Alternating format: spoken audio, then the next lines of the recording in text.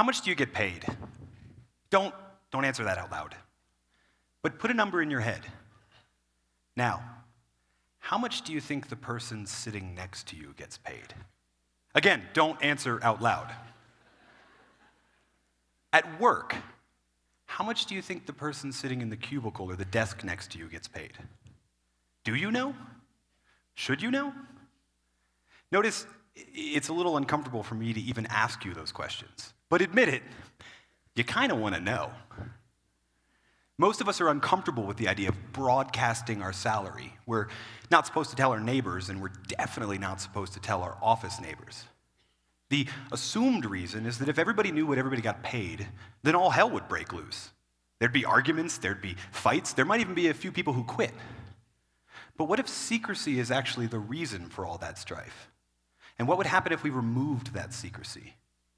What if openness actually increased the sense of fairness and collaboration inside a company? What would happen if we had total pay transparency? For the past several years, I've been studying the corporate and entrepreneurial leaders who question the conventional wisdom about how to run a company. And the question of pay keeps coming up, and the answers keep surprising. It turns out that pay transparency, sharing salaries openly across a company, makes for a better workplace for both the employee and for the organization. When people don't know how their pay compares to their peers, they're more likely to feel underpaid and maybe even discriminated against. Do you want to work at a place that tolerates the idea that you feel underpaid or discriminated against?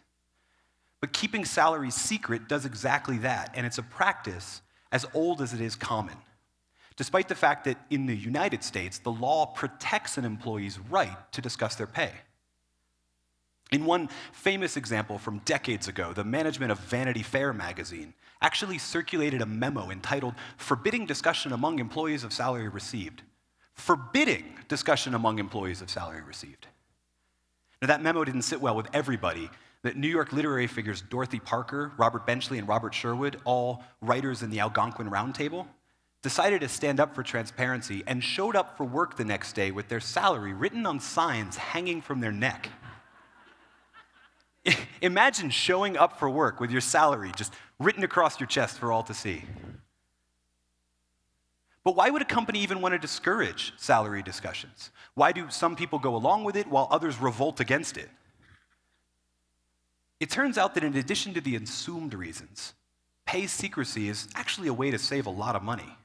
You see, keeping salaries secret leads to what economists call information asymmetry. This is a situation where in a negotiation, one party has loads more information than the other. And in hiring or promotion or annual raise discussions, an employer can use that secrecy to save a lot of money. Imagine how much better you could negotiate for a raise if you knew everybody's salary. But economists warn that information asymmetry can cause markets to go awry. Someone leaves a pay stub on the copier and suddenly everybody is shouting at each other. In fact, they even warn that pay secrecy, information asymmetry, can lead to a total market failure. And I think we're almost there. And here's why. First, most employees have no idea how their pay compares to their peers. In a 2015 survey of 70,000 employees, 2/3 of everyone who's paid at the market rate said that they felt they were underpaid. And of everybody who felt that they were underpaid, 60% said that they intended to quit, regardless of where they were, underpaid, overpaid, or right at the market rate. If you were part of this survey, what would you say? Are you underpaid? Well, wait, how do you even know? Because you're not allowed to talk about it. Next, information asymmetry, pay secrecy, makes it easier to ignore the discrimination that's already present in the market today. In a 2011 report from the Institute for Women's Policy Research, the gender wage gap between men and women was 23%. This is where that 77 cents on the dollar comes from. But in the federal government, where salaries are pinned to certain levels and everybody knows what those levels are, the gender wage gap shrinks to 11%. And this is before controlling for any of the factors that economists argue over whether or not to control for. If we really want to close the gender wage gap, maybe we should start by opening up the payroll. If this is what total market failure looks like, then openness remains the only way to ensure fairness. Now, I realize that letting people know what you make might feel uncomfortable, but isn't it less uncomfortable than always wondering if you're being discriminated against? Or if your wife or your daughter or your sister is being paid unfairly? Openness remains the best way to ensure fairness. And pay transparency does that. And that's why entrepreneurial leaders and corporate leaders have been experimenting with sharing salaries for years.